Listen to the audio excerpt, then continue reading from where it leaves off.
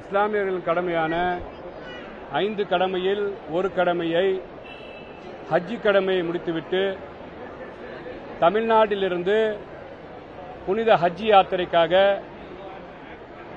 6363 பேர் சென்றிருந்தார்கள்.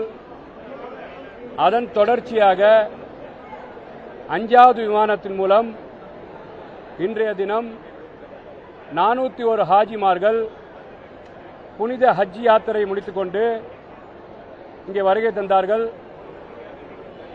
மாண்புமிகு முதலமைச்சர் சார் அவர்களின் ஆலோசனைப்படி அவர் ஆணைக்கிணங்க இன்றைய தினம் புனித ஹஜ் யாத்திரை முடித்து வந்த அத்தனை ஹாஜிமார்களையும் நாங்கள் இங்கே மனமுகர்ந்து அவர்களுக்கு வரவேற்பு தந்தோம், வரவேற்றோம்.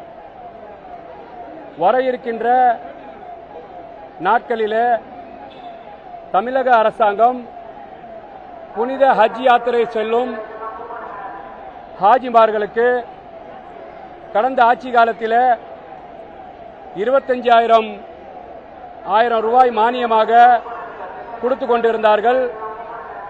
ஆனால் வர இருக்கின்ற துல்ஹஜ் மாதம் ஹஜ்ஜி செல்லக்கூடிய யாத்திரைக்கு செல்லக்கூடிய ஹாஜிமார்களுக்கு முதலமைச்சர் அவர்களின் கவனத்தில் சென்று அந்த ஹஜ்ஜி மானியத்தை 25,000 50,000 தர வேண்டும் என்று அவருக்கு கவனத்துக்கு எடுத்து சொல்லப்படும் என்று தெரிவித்துக் கொள்கிறேன்.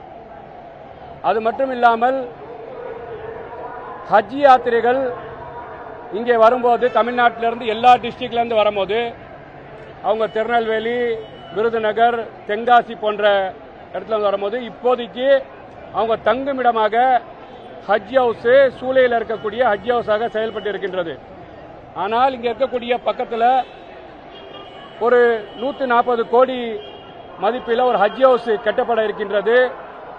அந்த ஹஜ் ஹவுஸ் கட்டப்படுவதை துரிதப்படுத்தி வரும் இந்த ஹஜ் செக்ஷாரில் துல்ஹஜ் மாதம் புனித ஹஜ்ஜிக்கு செல்லக்கூடிய அந்த ஹாஜிமார்களுக்கு பயனளிக்கும் விதமாக அது முடிக்கப்படும் என்று முதலமைச்சர் கவனத்துக்கு கொண்டு செல்லப்படும். அது மட்டும் இல்லாமல் ஹஜ் யாத்திரைகளின் எண்ணிக்கை கேரளா போன்ற மாநிலங்களில் 14,000 சில ஹஜ் யாத்திரைகள் போறாங்க. கர்நாடகா போன்ற மாநிலத்திலிருந்து 8,000-9,000 ஹஜ் யாத்திரைகள் போறாங்க. அது சென்சஸ் அடிப்படையில் கொடுக்கப்படுதுன்னு ஒரு தகவல் சொல்றாங்க.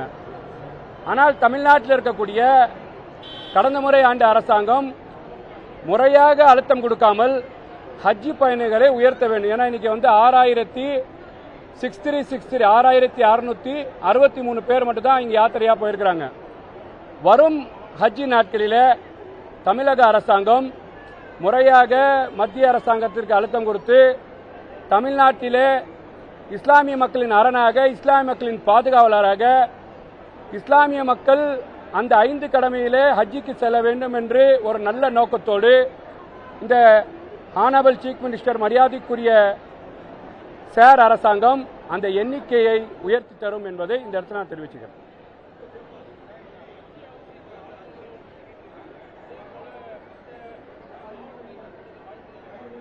இல்லை இப்போ ஹஜ் ஹவுஸ் பார்த்தீங்கன்னா நம்ம கெட்டதே ஏர்போர்ட்டுக்கு பக்கத்தில் இருக்கணுன்ற ஒரு அடிப்படையில் அவங்க ஒரு 10 நிமிஷம் பயணத்தில் வரணும் கெட்டுறாங்க.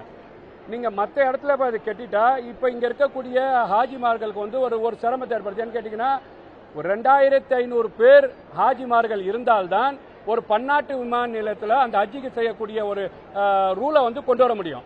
இப்போ தமிழ்நாட்டிலிருந்து இன்னைக்கு போன ஹஜ் இந்த வருஷம் போனவர்கள் 6363 என்ற நம்பரில் போயிருக்கிறாங்க.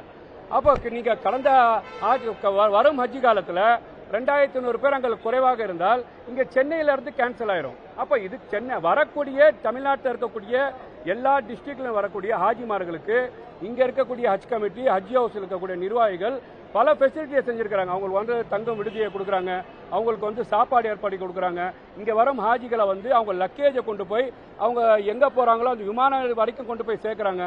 வர ஹாஜிகளை பணிவிடை செய்து அவங்களுக்கு உணவு தேவையை பூர்த்தி செய்து ஸ்நாக்ஸ், டீ போன்ற தேவைகளை பூர்த்தி செய்து ஹாஜிகளுக்கு லக்கேஜை கொண்டு இங்கே விட்டுட்டு இவங்க இன்னைக்கு சாயங்காலம் ட்ரெயினாக இருக்கலாம், ஒருத்தவங்களுக்கு நாளைக்கு காலையில் ஃப்ளைட்டாக இருக்கலாம், இவங்களை கொண்டு போய் இங்க இருக்கக்கூடிய சூழலில் இருக்கக்கூடிய ஹஜ்ஜு தங்கும் விடுதலை வைத்து அவர்களுக்கு உணவெல்லாம் ஏற்பாடு செய்து தரும். இது ஒரு கரெக்டான நெறிமுறையை ஃபாலோ பண்றாங்க. இப்போ நம்ம கட்ட போற ஹஜ் ஹவுஸ் வந்து மிகப்பெரிய ஹஜ் ஹவுஸா இருக்கு. இதே போதுமானவா இருக்குன்னு பாக்குறேன்.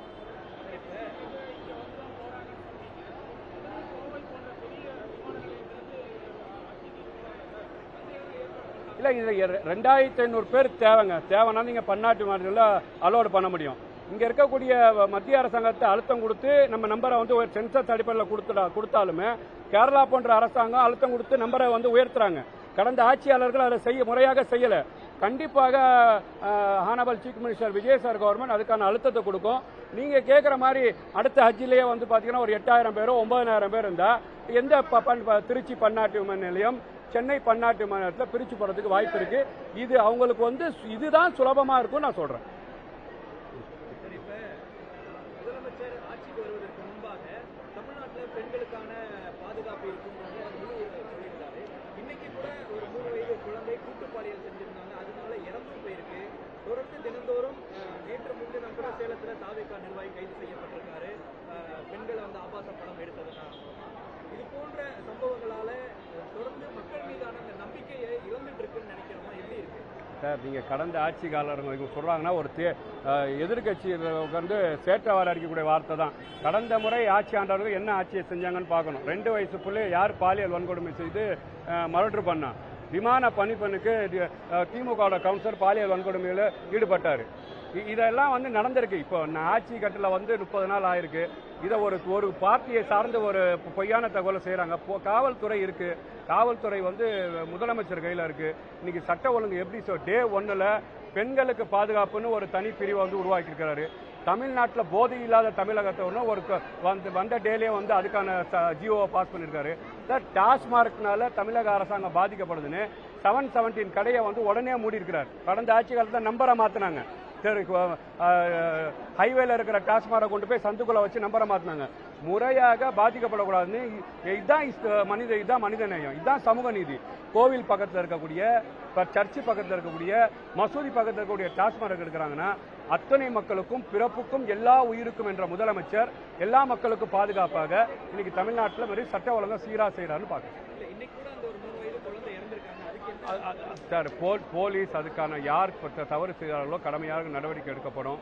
அதில் என்ன நடந்திருக்குன்னு சொல்லி விசாரிப்பாங்க. அதுக்கு சார்ந்த முதலமைச்சர் கட்டுப்பாட்டிலே அந்த துறை இருக்கு. கண்டிப்பாக கூடிய விரைவில் தவறு செய்தவர்கள் மீது கடுமையான தண்டனை கொடுக்கும். எதிர்க்கட்சிகள் என்ன விமர்சனம் வைக்கிறாங்கன்னா, நீங்க வெறும் ரீல்ஸ் ஆட்சி தான் நடத்திட்டு இருக்கீங்க அப்படின்றாங்க. இது வந்து அஜிக்காக வந்திருக்கிறேன் சார். இது வந்து பாத்தீங்கன்னா சார், நாங்க ரியல் ஆட்சி நடத்திட்டு இருக்கிறோம். ரீல்ஸ் ஆட்சி நடத்த நீங்க வந்து நல்ல ஆட்சி நடத்திருந்தா திருப்பி வந்திருக்கணும்ல. முத்துவேல் கருணாநிதி ஸ்டாலின் அவர்கள், உதயநிதி திருப்பி வந்திருக்கணும்ல. நீங்க போர்ட் அவுட் ஆயிருக்கீங்களா குளத்தூர்ல? அப்ப நீங்க நடத்த ஆட்சியை பார்த்து மக்கள் சந்திச்சிருச்சு உங்களை வீட்டுக்கு அமைச்சிருக்காங்க. அப்ப நல்லாட்சி தருவாருன்னு சொல்லி நீங்க சொல்லக்கூடிய ரீல்ஸ் ஆட்சி இல்ல, இவர் தான் ரியல் ஆட்சி, தமிழ்நாட்டில் இவர் தான் வந்து உண்மையான முதலமைச்சர்னு ஹானபிள் சீஃப் மினிஸ்டர் விஜய் சாருக்கு வாக்களிச்சிருக்கிறாங்க. புரியல.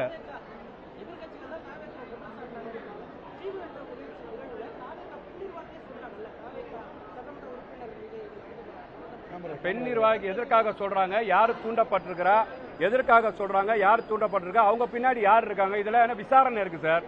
விசாரணை அடிப்படையில் முடிவு செய்யப்படும். சொல்றதெல்லாம் நடந்துருமா? நன்றி சார்.